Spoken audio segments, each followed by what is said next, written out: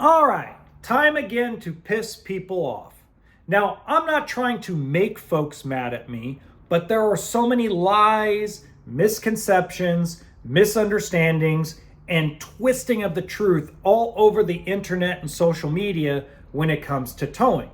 So we're going to talk about the big elephant in the room. We're going to talk about towing a travel trailer or towing a travel trailer toy hauler, or you might call it a tow behind toy hauler. We're not going to talk about fifth wheels in this episode, and mainly because I want to break it down more simply, and I also already kind of did a fifth wheel episode already, and I'll actually link that in the description box below if you want to check that out. Now, there are a lot of lies and misconceptions all over Reddit and Quora and Facebook groups. And when I read these things, I laugh my butt off every single time. Like, what are people thinking? Where did they get the conception of that? How did their brain wrap themselves on it? And there are two extremes, okay? There are folks that think their vehicle is underrated by the manufacturer by a wide margin. Meaning, if Toyota says the Tacoma can tow 6,500 pounds, it really can tow closer to 9. And then there's the other side of things that say, well, Toyota Tundra says you could tow 10,000 pounds, but really you can only tow 1,400 because you have to go off the payload. Both sides are completely wrong, and I'm going to explain why. So welcome to HB RV Lifestyle, the podcast. I'm the host, John Levingston, aka the Honey Badger, here to give it to you straight and transparent about the RV business, as well as some other things. Now, this also applies to cargo trailers, flatbed trailers. This applies to anything on a ball and shank or a weight distribution hitch / anti-sway hitch. So this applies all across the board. It's not just about travel trailers or toy haulers. You also have to realize this has to do with anything that a manufacturer of an automobile or truck says has a tow capacity. For example, there are a lot of Dodge Caravans, the van, right? Those things, a lot of them can tow 2,000 pounds, 3,500 pounds. There's a lot of SUVs out there that could tow as little as 1,500 pounds and as much as 9,000 pounds. So here's the first thing I'm going to tell you. The manufacturer of an automobile does not base your tow capacity on your payload. I'm going to repeat that again. Payload has nothing to do with tow capacity. Nothing. Payload has to do what's in the vehicle. Or if it's truck, what's in the bed of the truck and what's inside the cabin. Nothing to do with what's behind it. Now, the exception to this is when it comes to truck campers, when it comes to fifth wheels, you have to consider payload. And I'll explain that in a little bit in very small detail, because if I go into full-blown explanation, all I'll get is, get to the point already! Oh, you suck! I'll get all that crap, right? Okay. So how do they determine the tow capacity of an SUV, a truck, whether it's a 1-ton dually or a small Subaru SUV? Well, it's simple. They take the gross combined carrying capacity and they subtract it from the GVWR. So they take the GCCR, gross combined carrying capacity, or rating, I should say, gross combined carrying rating, and they subtract it from the gross vehicle weight rating. Okay, so if I go on Google, okay, and I go, or even in your manual of your vehicle, okay, and I go, what is the gross combined carrying capacity of a Toyota Tundra. Okay. Automatically, the Toyota Tundra 2022 to 2026 approximately has a gross combined carrying weight of 18 to 19,000 pounds. Most of those trucks weigh 8,000 pounds or less. This is how we come up with a 10,000 pound tow capacity with about a 1,940 pound maximum payload. So basically, at the end of the day, your tow capacity is not based on your payload. It's based on what the truck can stop based on the manufacturer specifications. Okay? Now, what I will say is this. Would I ever max a truck out? I would say it depends on the truck. It depends on how you drive. Okay? If you're anything like a few buddies of mine who are in a hurry to get everywhere, I would never max out a truck. Ever. I would always go about 80%. And what I mean by that is if I've got a truck that can tow 10,000 pounds, I would never go over a dry weight of 8,000 pounds. I would probably prefer to be in a dry weight around 6,000 to 7,000 pounds on a travel trailer or a toy hauler to give myself a little more cushion. But I would never, ever recommend to anybody to get a 9,000 pound dry trailer with a 10,000 pound tow capacity. You always want to try to leave yourself some kind of cushion.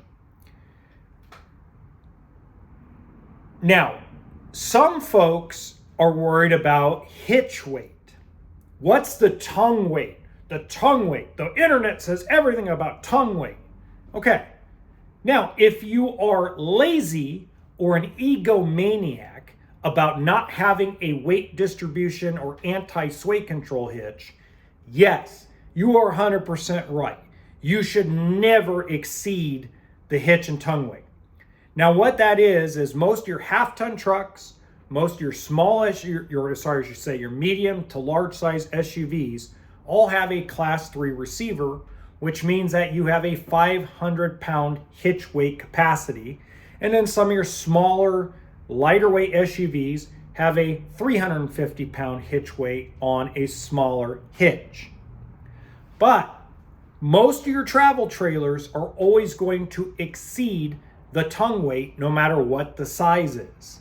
So if a manufacturer or a dealership of a travel trailer or a teardrop do not recommend or push to have a weight distribution and anti-sway control hitch with your vehicle and that trailer, they should automatically go swallow hellfire for that. It's safety no matter what.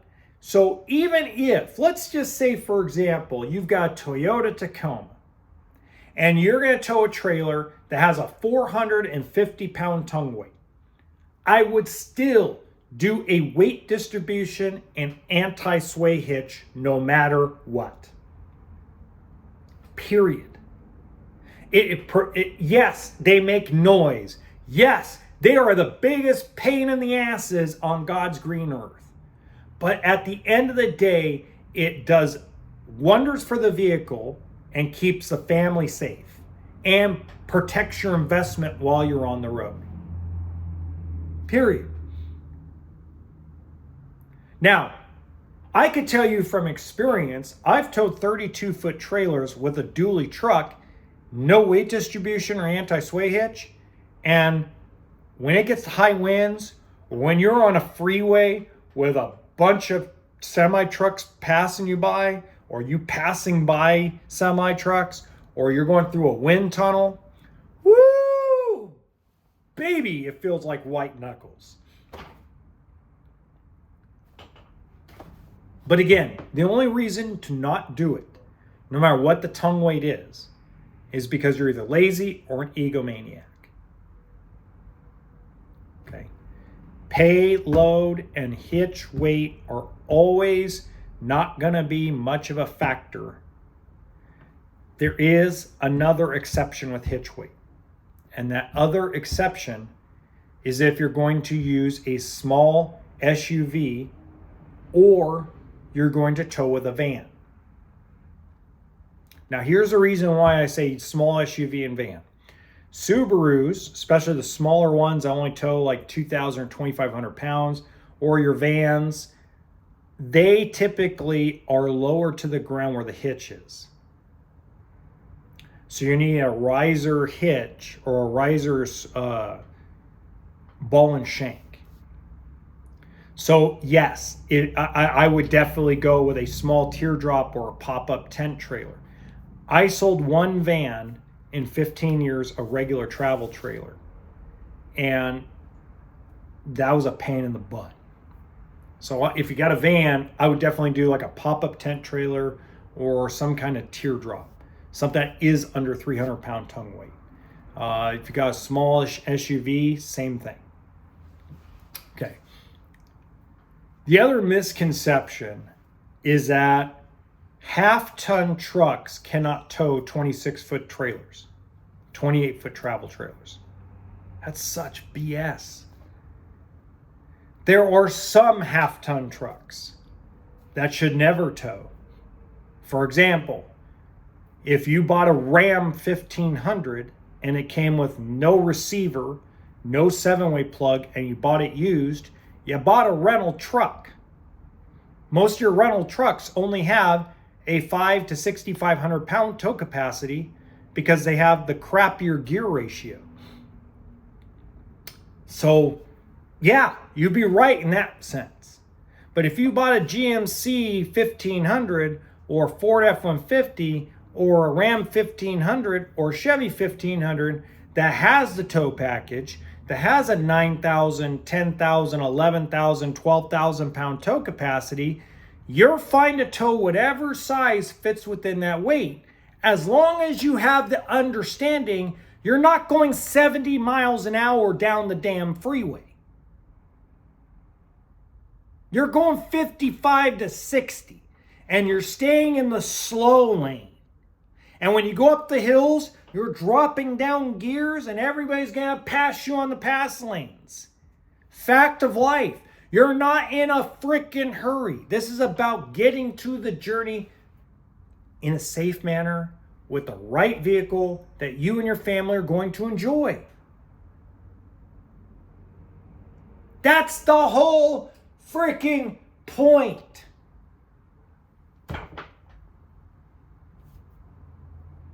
The last real lie or misconception or misunderstanding is that you cannot double tow with a half-ton truck.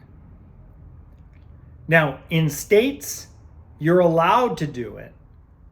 One of them has to be hooked up to the bed of the truck.